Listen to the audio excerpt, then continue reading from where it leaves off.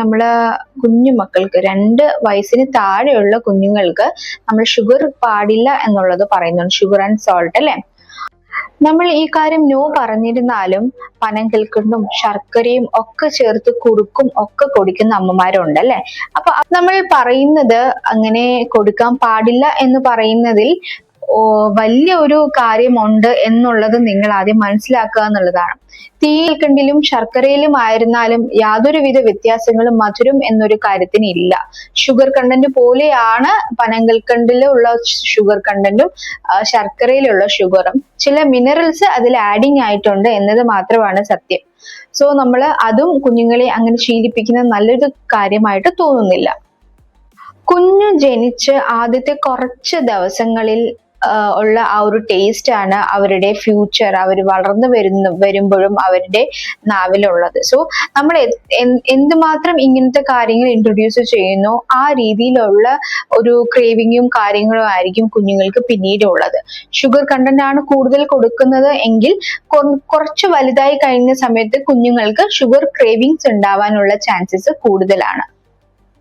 ഈ കാര്യങ്ങൾ കൊടുക്കുന്നത് കൊണ്ട് കുഞ്ഞുങ്ങൾക്ക് ഗുണകരമല്ല ഉണ്ടാവുന്നത്, ദോഷമാണ് കൂടുതലായിട്ടും കുഞ്ഞുങ്ങൾക്ക് ഉണ്ടാവുന്നത്. അത് നമ്മൾ പാരന്റ്സ് മനസ്സിലാക്കുക.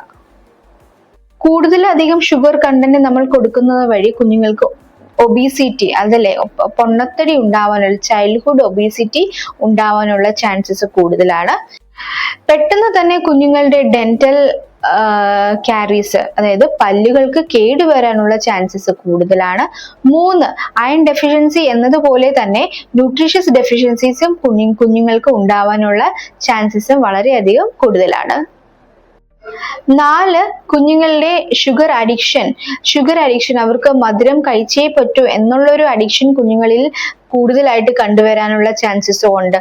അതുകൊണ്ട് തന്നെ ഓവറായിട്ട് ഷുഗർ കണ്ടന്റ് കഴിക്കുന്ന കുട്ടികളിൽ ഹൈപ്പർ ആക്ടിവിറ്റി, ടെമ്പർ ടാൻട്രം എന്ന് പറയുന്ന കണ്ടീഷൻസ് കുഞ്ഞുങ്ങളിൽ ഓട്ടോമാറ്റിക്കലി ഉണ്ടാവാനുള്ള ചാൻസസും കൂടുതലാണ്.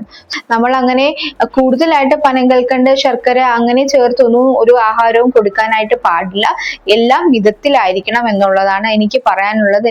നോ ഷുഗർ നോ സോൾട്ട് എന്നതാണ് നമുക്ക് 2 വയസ്സിന് അല്ലെങ്കിൽ 3 വയസ്സിന് താഴെയുള്ള കുഞ്ഞുങ്ങൾക്ക് നമ്മൾ അത് കൊടുക്കാതിരിക്കുന്നതാണ് ഏറ്റവും ഉത്തമമായ കാര്യം.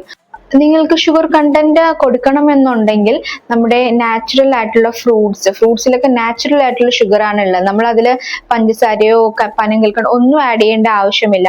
രീതിയിലുള്ള ഫുഡ് ഐറ്റംസ് അല്ലെങ്കിൽ പല രീതിയിലുള്ള ജ്യൂസസ് ഒക്കെ നമുക്ക് കുഞ്ഞുങ്ങൾക്ക് കൊടുക്കാനായിട്ട് പറ്റും.